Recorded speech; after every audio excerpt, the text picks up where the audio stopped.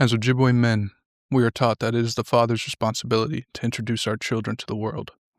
In the old traditional way, an Ojibwe man would take his child with him on his journeys along the trap lines, on hunting trips, fishing, or just on long rambles across the land. The father would point out the things he saw on those outings and tell his child the name of everything he saw, explain its function and its place in creation. Even though the child was an infant and incapable of understanding, the traditional man would do this thing.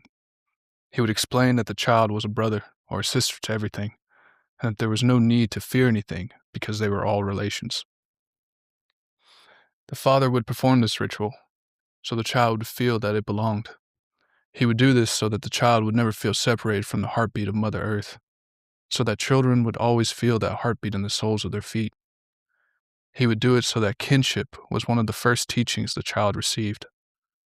The father would do this to honor the ancient ways that taught us that we are all animate and inanimate alike, living on the one pure breath with which the Creator gave life to the universe. And he did it for himself. He performed this task so that he could learn that devotion is a duty driven by love, one which has its beginnings in the earliest stage of life, and that teaching, preparing a child for the world, begins then as well. This book is my way of performing that traditional duty.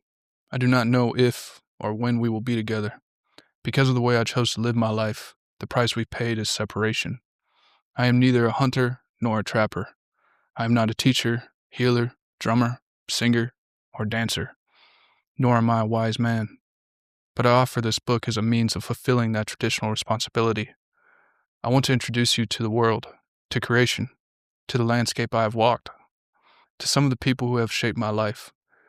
All I have to offer is all that I have seen, all the varied people I became, and maybe you will glean from all of it an idea of the Father that my life and my choices have denied you. That was an excerpt from the book For Joshua, written by Richard Wagamese. And then in today's episode, I'm going to be going over a few of the takeaways that I took from this book. And so with that, let's get into it. Takeaway 1. Let your kids know you. Throughout this book, the author is writing to his son, and he's not just telling him about his successes. He's not just talking to him about the teachings that he learned that made an impact on him, the people that he met, the accomplishments that he had. He's also speaking to him about the fears that he had and that he had to overcome, the struggles that he encountered. He speaks to his son about the fear of feeling inadequate and just feeling like he wasn't enough. He speaks to him about the fear of being alone. He speaks to him about the struggles that he had, which was of substance abuse, incarceration, poverty, homelessness, racism, thoughts of, loss of identity and isolation, as well as thoughts of suicide. He doesn't sugarcoat anything to his son. He's very raw and honest, and I appreciated that. See, for myself, when I would ask my father when I was younger, questions about his life as a younger man, I'd always get the answer, "I'll tell you when you're older." And I got older, but I never got those answers. And I wish I did. And I believe as parents, it is imperative that I'm not a father, but one day I would like to be. And so this is something that I will practice for myself. We have to pass on what we have learned. We can't just keep it all in for fear that maybe our child would try to, practice what we did or do the same thing as we did. Kids are going to learn their own way. Kids are going to do what they do, regardless of whether you tell them to or not. But we should share with them not just our successes, not just our accomplishments, but also what we struggled with and how we overcame it, whether it was, fears or struggles in life. These things matter. These things are full of wisdom, and we learn far more from failures, mistakes, and missed opportunities than we do success. And so, as parents, pass on what you've learned. Let your kid understand you, whether it's in a book or if it's in letters, through your own stories, through you telling them yourself, or in a journal. These will be far more important for your kid, especially once you're gone, because now they can take those lessons and they can carry it into whatever they go into next, and they can possibly even pass it along to their children, and so on and so forth. And so, let your kids know you. Takeaway 2, help them find their own answers. As he's telling his son about this, about his life, he mentions a mentor that he has named John. And John, at this point, has lived a pretty similar life to Richard Wagamese.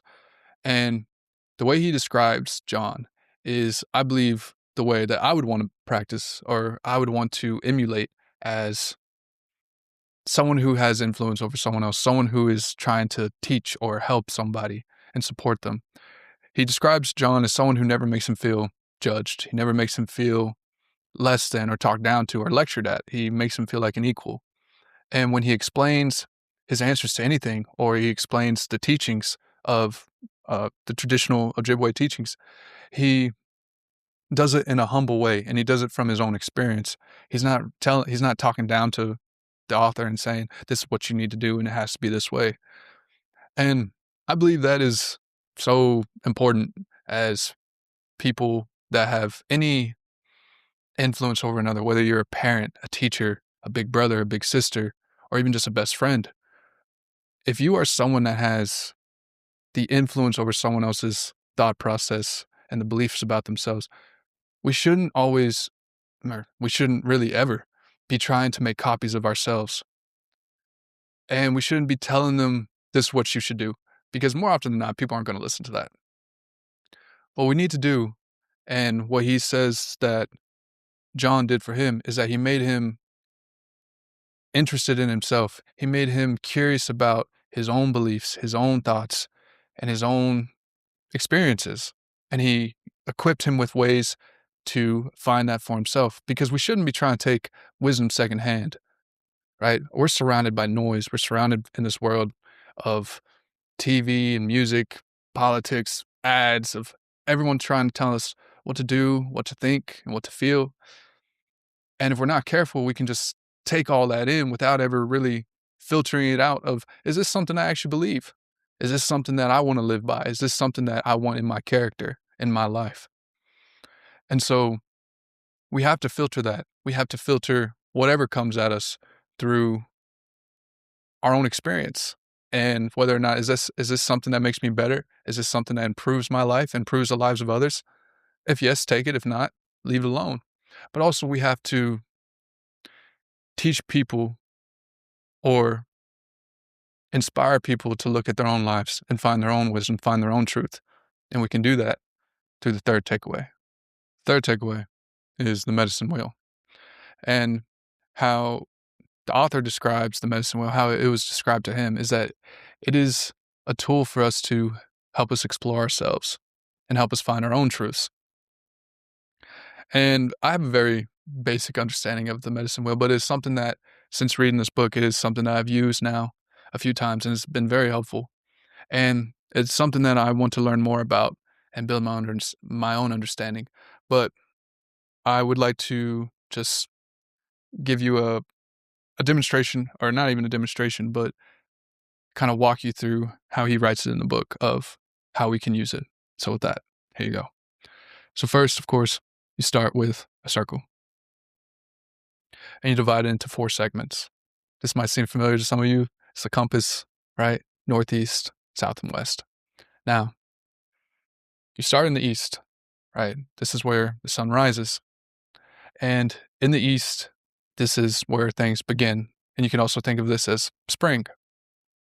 And the gift of spring, of the east, is that it is the place of innocence, right? You're just beginning, new beginnings. Okay. So then we move down south. The south is the place that gets the most sun. Think of this as summer. And what we find in summer is growth. It's the most growth. And the gift of the south is trust and humility. And from there, we go to the west. Now here is where the sun sets. And this is fall. And think of it as, this is the place now we start thinking of reflection, introspection. And the gift of the west is honesty. Then you go to the north. And the north is where truth is, and that's your winter. But the gift of the north is wisdom. And so, how we can use this, right? How uh, the author was explained is how we can use this is you start at looking at your life.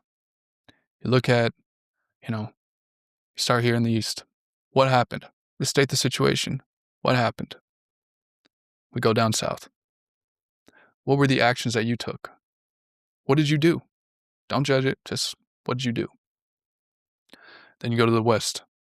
And how did that make you feel? Did it make you feel better or worse? Did it build you up? Did it break you down? Did it empower you or disempower you? Did it make you feel strong or weak? Did it build courage or did it make you more fearful? These things matter. And now, so you have those three things. And now you go to the north, you have come to your own truth, you've come to your own wisdom. And now that's something that you can take with you. You can carry it with you. And it's not something that's come secondhand, it's come from you. And so that is just a way that we're able to use this sacred teaching, right? Because it's been used in multiple tribes, but is far older than we are. And it's just something though that I've never heard of, and I just found it very interesting. And it is something that again I want to understand more. And so there you go. Now for this last one, I don't even know if this is much of a takeaway. This was actually just something that really stood out to me. And so actually I want to read a couple more excerpts. And it goes along the lines of the connection and the reverence for women. And so here we go. The drum comes from the spirit of woman. It is round like her womb. It is life-giving like her spirit. It is healing like her love, forgiveness, and nurturing. Honor your women. Protect them. Provide for them. Learn to walk in balance with them. Drum will always remind you of those duties. And so that is something that I've been to powwows. I've seen the drum, and of course, it still has that shape again, just like the medicine wheel of that hoop, right? That shape is very important because it reminds us again of like the cycle of life and the circle of how we're all connected. But also, again, the symbolism to the womb of the woman. I just found that really interesting. I've never heard of it like that. And how the sound of the drum is her heart, her heartbeat, our mother's heartbeat, that when we were in the womb, it was what relaxed us, is what calmed us, soothed us. And so I just found that really amazing. And then going on to the teaching of the pipe, that is, again, John is teaching Richard Wagamese, he's teaching the author this teaching.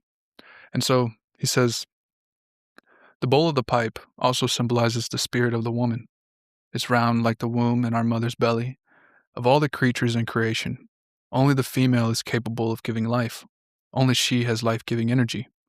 When she carried us, she gave us the qualities that only a woman can give: gentleness, humor, compassion, empathy, wisdom, and reverence for life.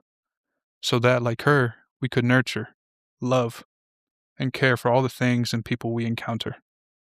She gave us the qualities that would help us find our true nature, our spirit, our identity. She gave us the bridge to our heart. I just found that again amazing. Because there is such a reverence for the feminine, for women, and I don't believe it's something that we talk about much in our Western culture. But also, of course, he also goes into not just the bowl of the pipe, but the stem. The stem of the pipe represents the spirit of the man. It is fashioned from wood to represent things that grow because, unlike the female, men cannot nurture a life until it is ready to emerge into the world. Their function is to guide, direct, protect, sustain, and enhance that life when it arrives, to help it grow. From the man we get strength, perseverance, fortitude, truth, loyalty, and respect, so that like a man we can come to comprehend, understand, love, and care for all the things we encounter. The man gives us qualities to elevate our consciousness, our way of seeing about where we are. He gives us the bridge to our mind. Whether we are male or female, we need to learn to live by our heart and live by our mind. We when we learn to do this, we are in balance, and the pipe represents that balance. That that to me, when I read it, it just blew my mind. Because of course, right, you know you need to have both mind, heart, right? You need both of those. If someone who's all heart, right? Someone who's just all in their feelings, just always emotional, they're always just kind of all over the place. But someone who is always in their mind, someone who's too analytical, logical all the time, and maybe overthinks everything, which I think I've been able to, I can relate to that. It's also not a good thing. And so we have to learn that balance to have both. And so we need both, right? It's not that one is better than the other, a man or a woman. We need both. And so again, the reference to women just stood out to me. And it is something that I want to understand more of and try to, I don't know, express and practice that in my own life. I invite you to consider reading this book. I believe it's very important, especially as fathers. We need to, again, pass on what we've learned, share our experience, introduce our children to the world. That is our responsibility as fathers. You don't have to be Ojibwe to respect that duty, right? Or to fulfill that duty. You just have to be a father who cares and understands that you're preparing your child for the world. And so, again, tell your kids who you are. Let them know who you are. Because regardless, whether or not you think you're sparing your kids by not telling them all the crazy stuff you might have done when you were younger, your kids are your kids. They're going to do things whether you tell them that you did it or not. And from my own experience, I would say that if a kid doesn't know their parent as well as they would like to, well, they will find ways to try to connect to them, especially if they find out about something that you yourself were interested in or that you liked. The kid's probably going to immerse themselves in that because they're trying to get an understanding of you, right? And so if they don't feel that they have that understanding in one arena, they'll look for it in another. So again, just let your kids know you, as well as don't try to make copies of yourself. Help them find their own answers.